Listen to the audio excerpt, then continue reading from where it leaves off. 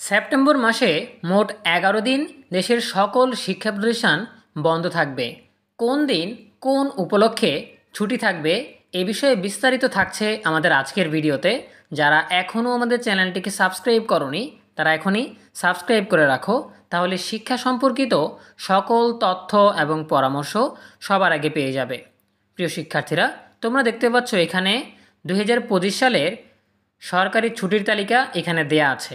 আমরা যদি নিচের দিকে যাই তাহলে দেখো সেপ্টেম্বর মাসে এখানে দুইটা ছুটি দেখা যাচ্ছে। একটা হচ্ছে ঈদে মিলাদুন্নবী, এটা হচ্ছে 5 সেপ্টেম্বর 2025। এটা কিন্তু সরকারি ছুটির তালিকায় সাপ্তাহিক ছুটির মধ্যে পড়েছে, ঠিক আছে? এই জন্য এটাকে আমরা যদি বাদ দিয়ে রাখি।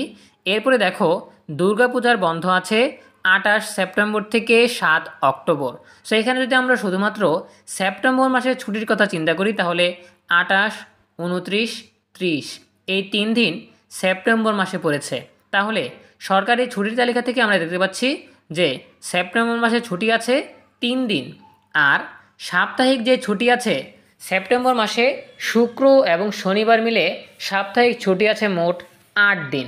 তাহলে সাপ্তাহিক ছুটি 8 দিন আর দুর্গাপূজার ছুটির মধ্যে 3 দিন পড়েছে সেপ্টেম্বর মাসে। এই টোটাল 11 দিন ছুটি আছে সেপ্টেম্বর মাসে প্রত্যেকটা শিক্ষার্থীর জন্য। আশা করি তোমরা বুঝতে পেরেছ। এই ছিল আমাদের এখনকার আয়োজন। এ বিষয়ে তোমাদের নিজস্ব মতামত জানাতে পারো কমেন্টে। দেখা হবে পরবর্তী আপডেট নিয়ে নতুন কোনো ভিডিওতে।